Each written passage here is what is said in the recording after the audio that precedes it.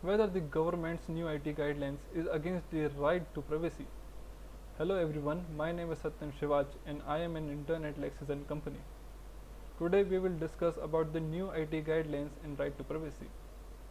Rule 4, Clause 2 of the Information Technology, Intermediary Guidelines and Digital Media Ethics Code Rules 2021 imposing an obligation on significant social media intermediaries providing a messaging function to ensure traceability of the originator of information on their platform. A failure to implement this obligation can lead to intermediaries being held responsible for illicit content on their platform. These rules have recently come into effect. Consequently, WhatsApp has filed a petition in Delhi High Court alleging that the mandate for traceability violates the privacy right of Indian citizens by rendering WhatsApp unable to provide encrypted service.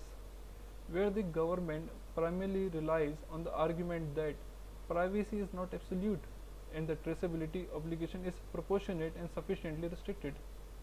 Notably, the new rules mandate traceability only in case of significant social media intermediaries that provide messaging services and have threshold of 50 lakh users, subject to an order being passed by a court or government agency and only in the absence of any alternatives. While it is indeed true, privacy is not an absolute right, the Supreme Court of India in K.S. Puttaswamy decision has clarified that any restriction on this right must be necessary, proportionate and include safeguard against abuse. On traceability as a feature, there is near universal consequences that mandating the presence of backdoor or weakening encryption generally, which our traceability mandate would do, compromise the privacy and security of all individuals at all times, despite no legal activity on their part and would create a presumption of criminality.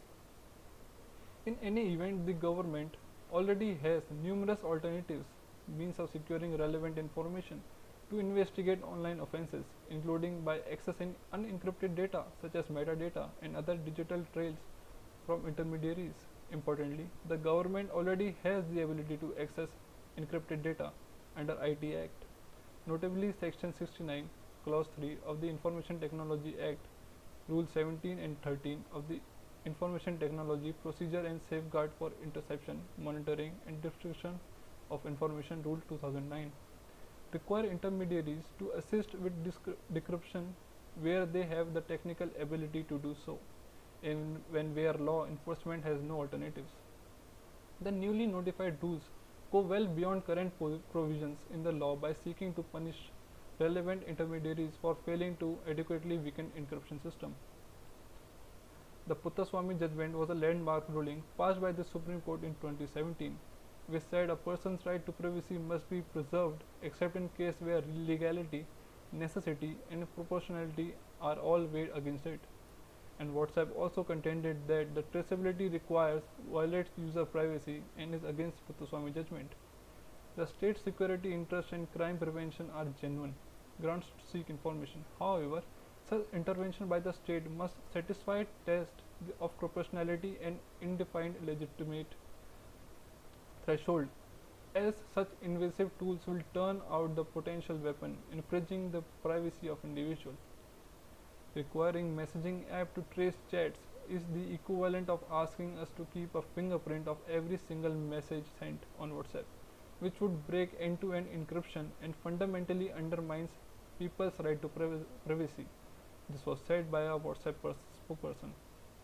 The new policy also includes bringing digital new publishers into the ambit of Section 69A of Information Technology Act. The provisions empowers the government to order the blocking of access to content that is considered a threat to public order, and this might as well infringe the right to freedom of speech and expression. We can say that it is a new form of mass surveillance. According to WhatsApp, traceability would force private companies to collect and store who said who what, who shared what for billions of messages sent each day. This will require platforms to collect more data than they need, solely for the purpose of turning it over to law enforcement agencies. Moreover, the applicability of the right to privacy has recently received further validation in the context of wiretaps in the October 2019 judgment in Vineet Kumar versus Central Bureau of Investigation. wherein the Bombay High Court outlined the ambit of the state power to surveil its subject, particularly on matter that do not fall within the category of public emergency or interest of public safety.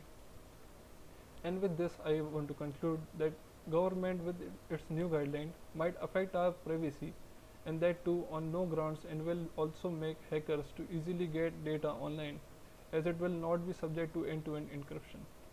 Thank you.